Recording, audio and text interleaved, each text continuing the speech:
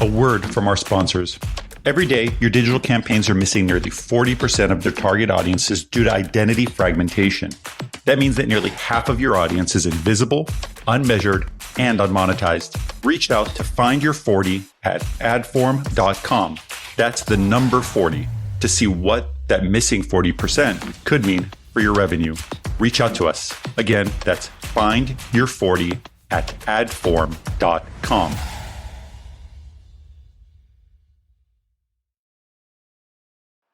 This podcast is brought to you by Viant. Still investing in paid search, hoping to grow your business? Tides are shifting. AI tools have arrived. And in the end, search is simply capturing existing customers that already know your brand.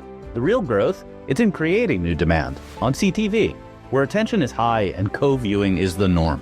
Viant's AI-powered DSP puts your brand on the largest screen in the home across premium streaming content, including live sports, driving real outcomes. See why Viant leads in CTV at ViantCTV.com. That's ViantCTV.com.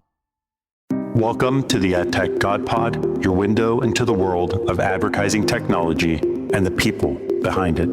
I'm your host, AdTech God.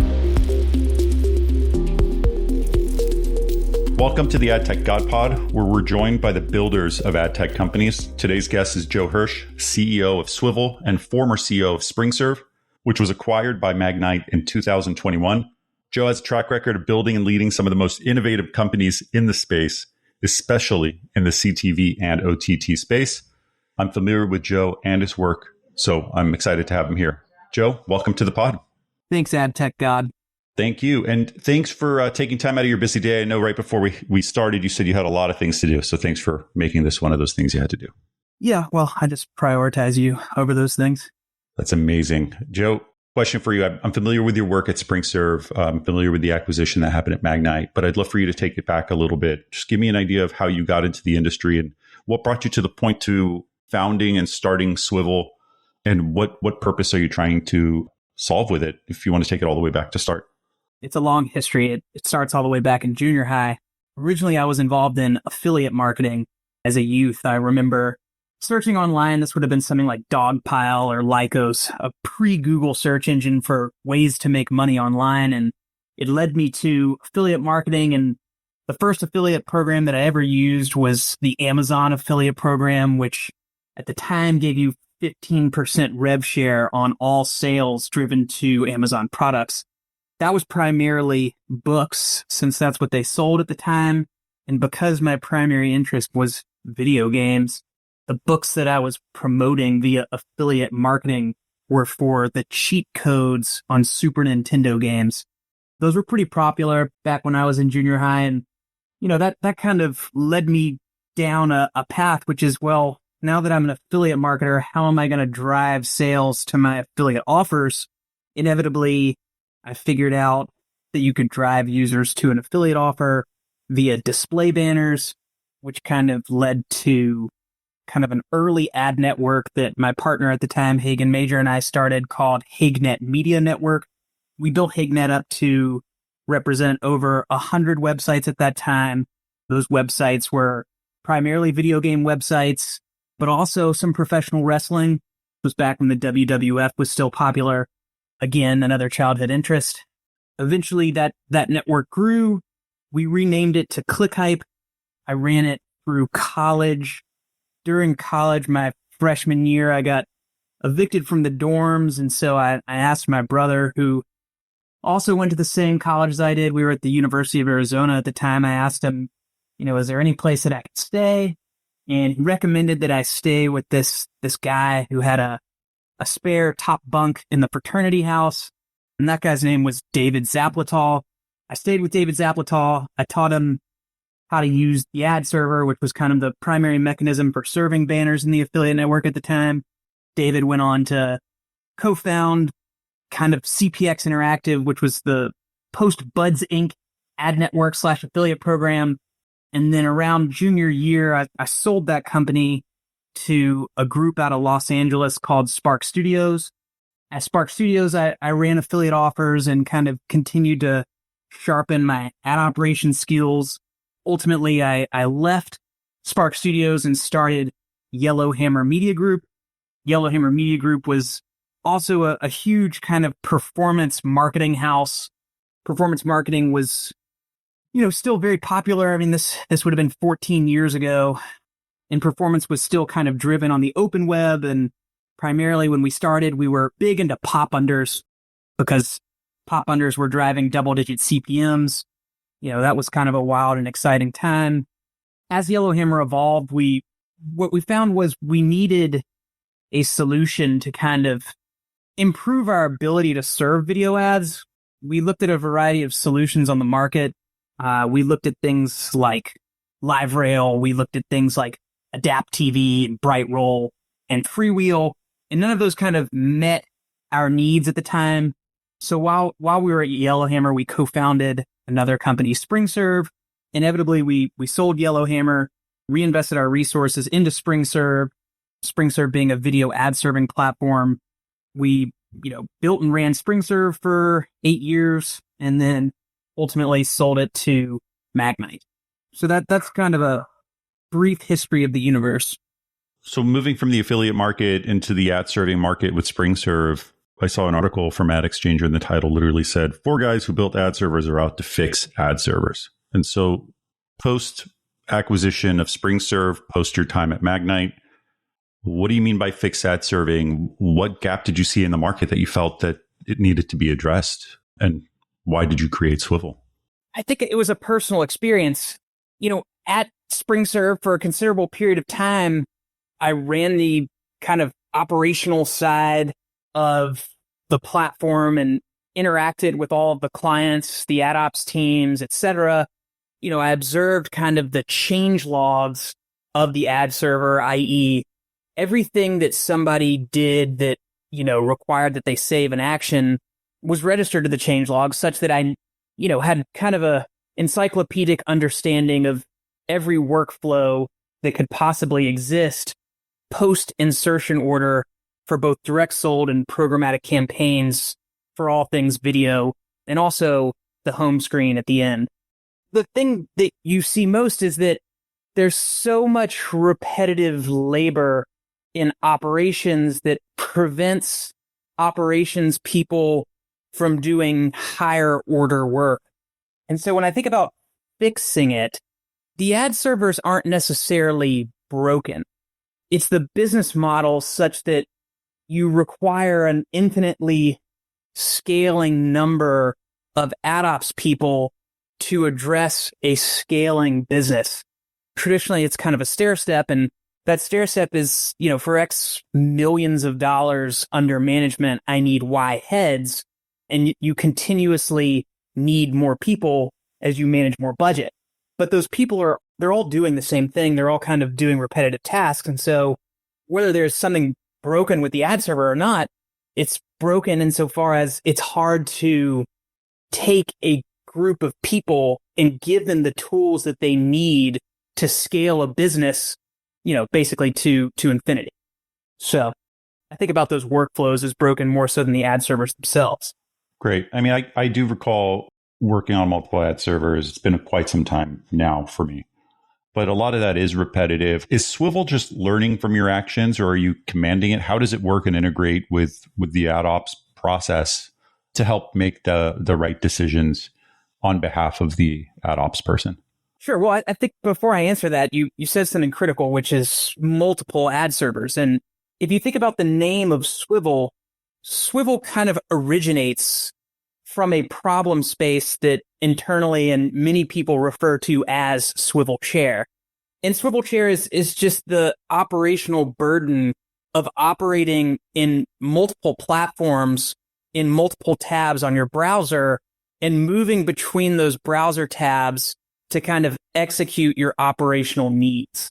So if you think about just rudimentary operational workflows in the ad server, after the sale is complete, you've got like this insertion order, and the insertion order goes into something like a CRM or an order management system. And then depending on the sophistication of your order management system and your operational organization, the insertion order could be automatically trafficked into an ad server or an activation platform. But what we see is that it's partially trafficked. It's usually a shell, and the shell is inclusive of some order details, but not all order details. And then an operator is responsible for kind of finishing that trafficking operation. That could include things like adding the creative, adding audience targeting, associating inventory, excluding sensitive attributes, all the minutia that is kind of hard to capture in the order itself is usually executed by humans.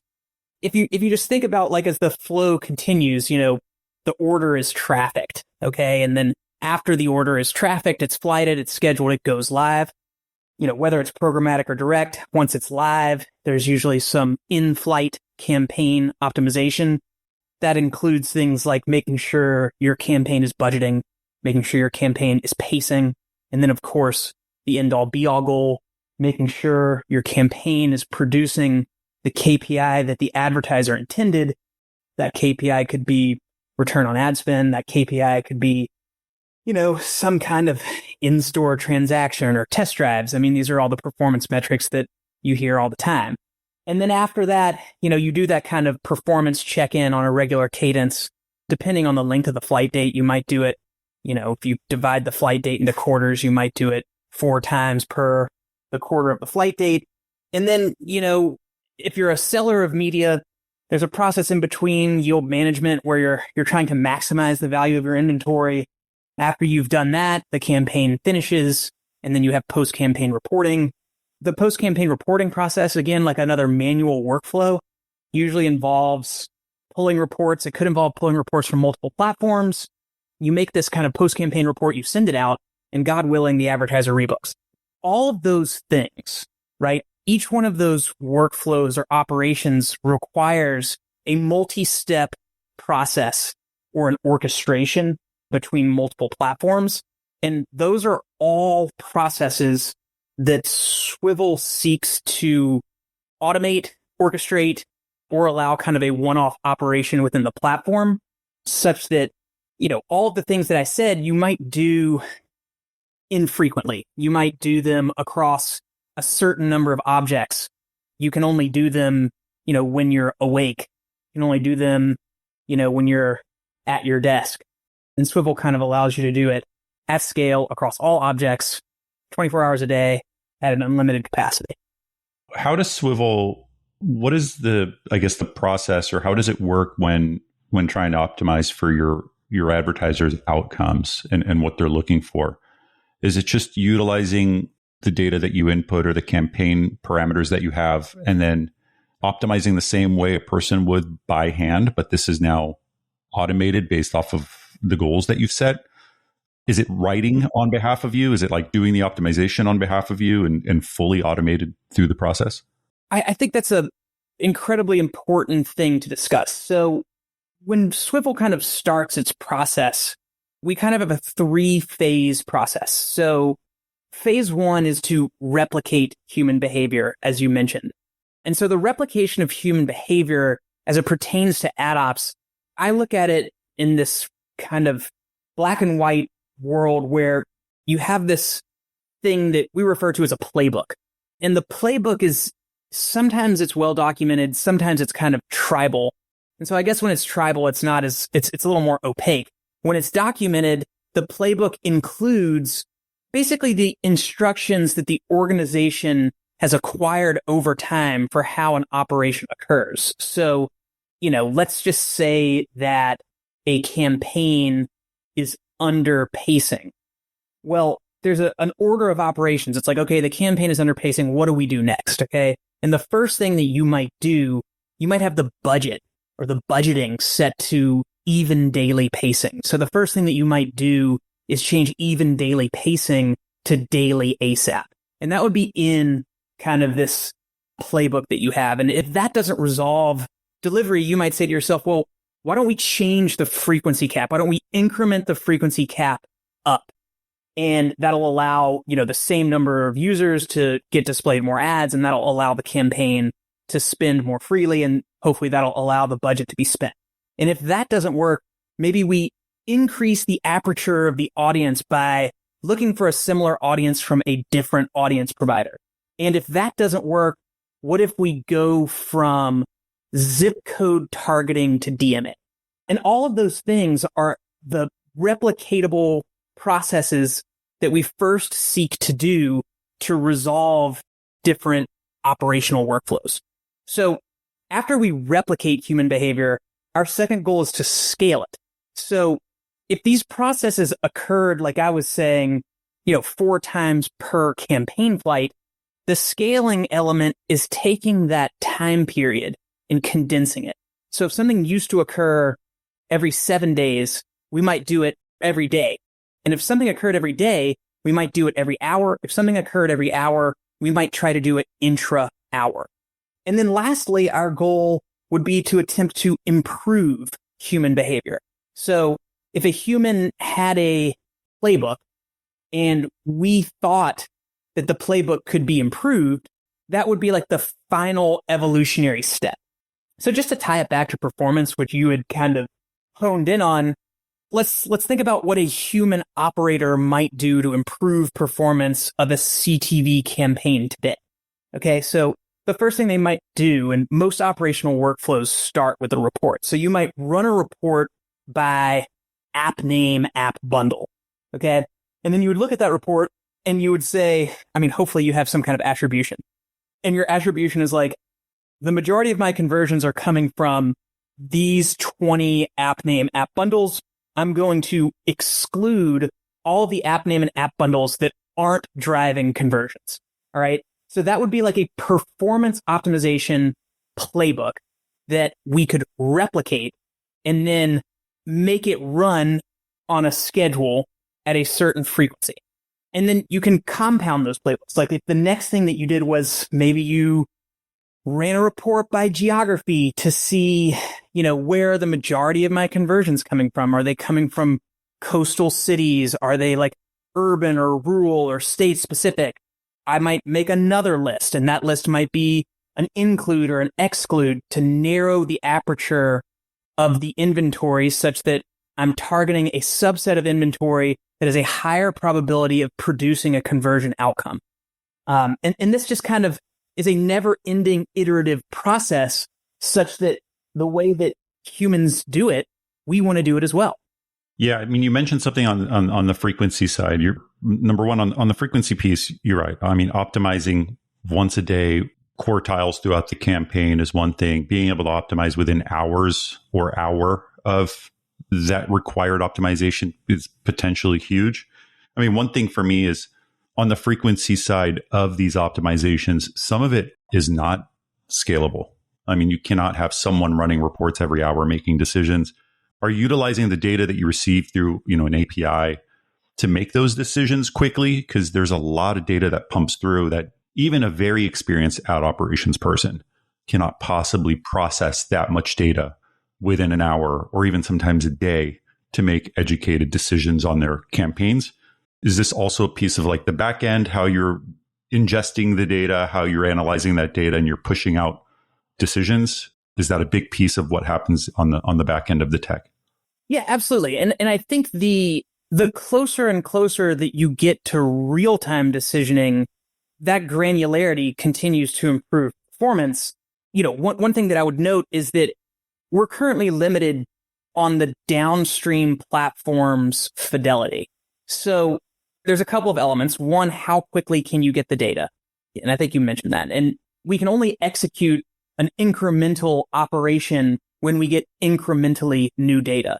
So if we can get the data every 15 minutes, then yes, we could do an operation or an automation every, 4 times an hour. Again, like 4 times an hour across 1,000 objects or thousands of objects in an ad platform, that's still a tremendous amount of actioning that today, and we see this all the time. So I can go into somebody's ad platforms and I can look at how many actions they're doing a day. And a team might be able to produce 1,000 or 1,500 or 2,000 actions in a day. And Swivel can take that number and 10x it. We could do 15,000 or 20,000 or even 100,000 actions per day just as a byproduct of having a machine augment what a human already does. Incredible. Where do you see things going, Joe? AI is obviously a massive piece of your business.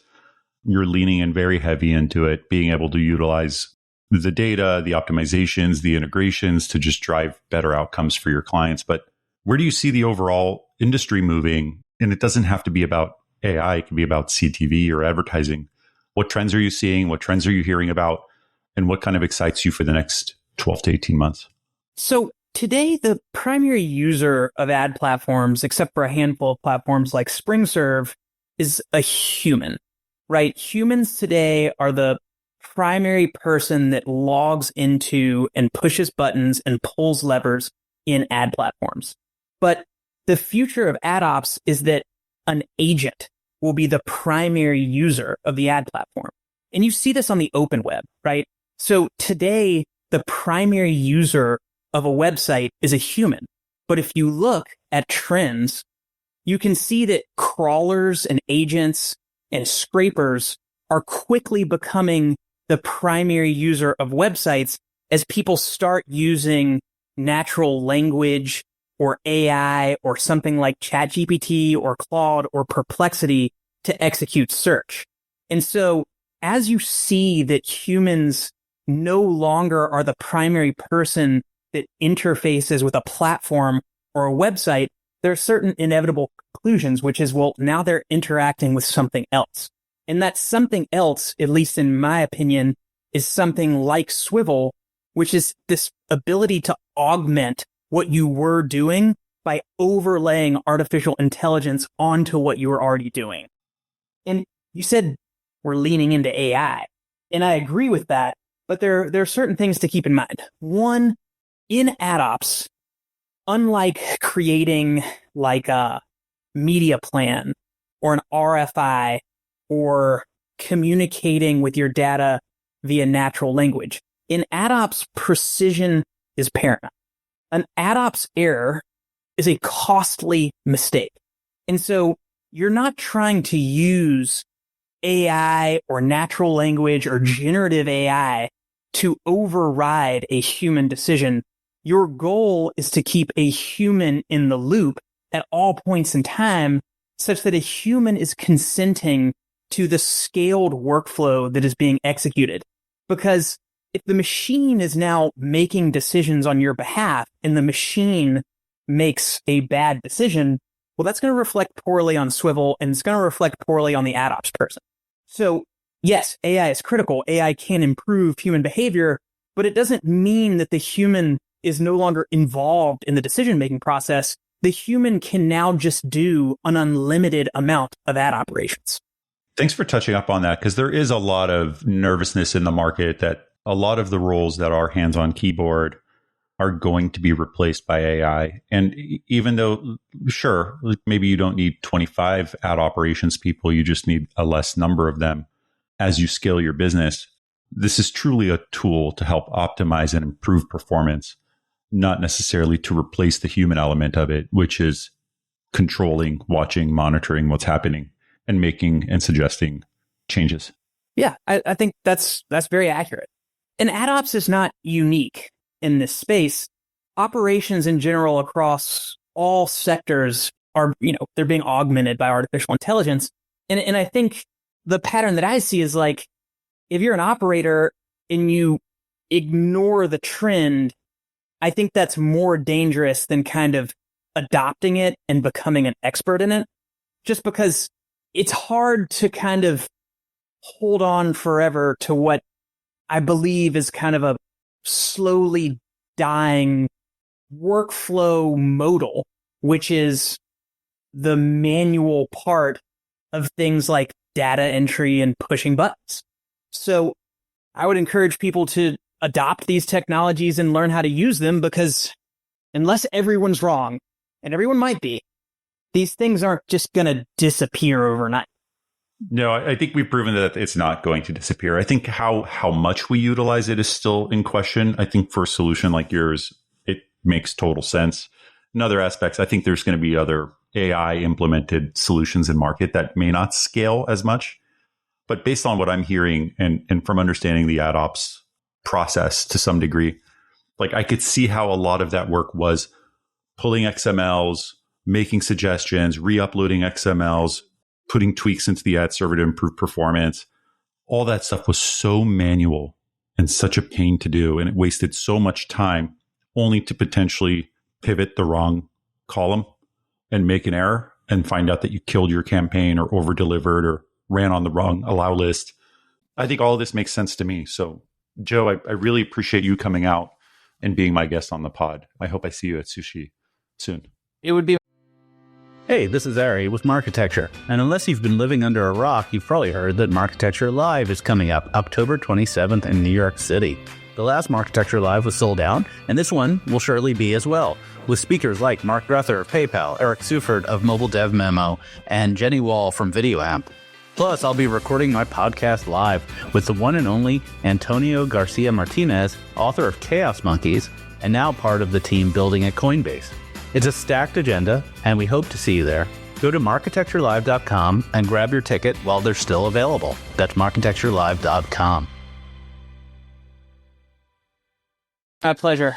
Hey party people, it's Amelia from Marketecture.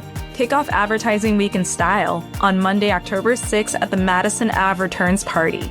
Over 300 agencies, brands, and leaders all under one roof at Virgin Hotels, New York City. Want your brand front and center? Sponsors and VIPs get priority access. Lock it in now at adtechgodevents.com and stick around. The Refresh with Kate is coming up next. Hello, and welcome back to The Refresh, your weekly download on what went down in advertising. I'm Kate with Marketecture, and today is Tuesday, September 16th. This week, we're talking about the eyebrow-raising mentions in Google's ad tech remedies filing, Magnite's acquisition of Streamer AI, and the tune-in for YouTube's first live broadcast of the NFL season. Before we kick things off, shout out to our sponsor Adform for their support.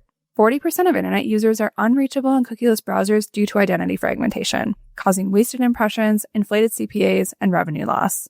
Reclaim your audience and find your 40 with Adform. Now let's get into it. Is the open web in decline or doing just fine? If you ask Google, it seems to be a little situational. Statements made in their court filing for their AdTech antitrust case revealed two major red flags for the programmatic advertising ecosystem. The first, internal data cited in the filing show that only 11% of display advertising impressions purchased through AdWords were for open web display in January 2025. That's a pretty drastic drop compared to the 40% that were transacted in January 2019, according to Google. The other red flag, this statement that expands on these data points. Quote, "The fact is that today, the open web is already in rapid decline, and plaintiff's divestiture proposal would only accelerate that decline, harming publishers who currently rely on open web display advertising revenue."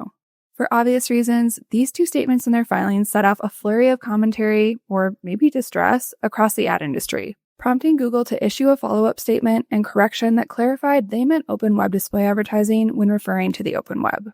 And in my opinion, this is really just a dance around semantics, since most advertisers still associate the open web with open web display and video.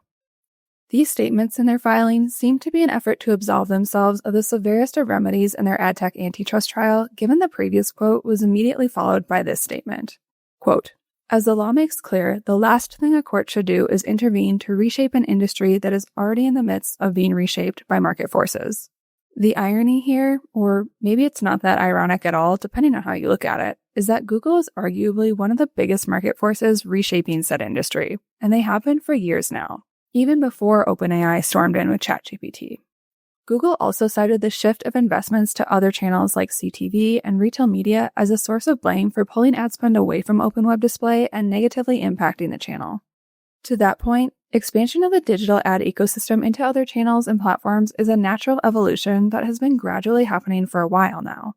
But the open web in particular is seeing much more dramatic shifts, especially when you look at drops in referral traffic as a result of zero-click search, or search that starts and ends within a search interface like Google's AI overviews.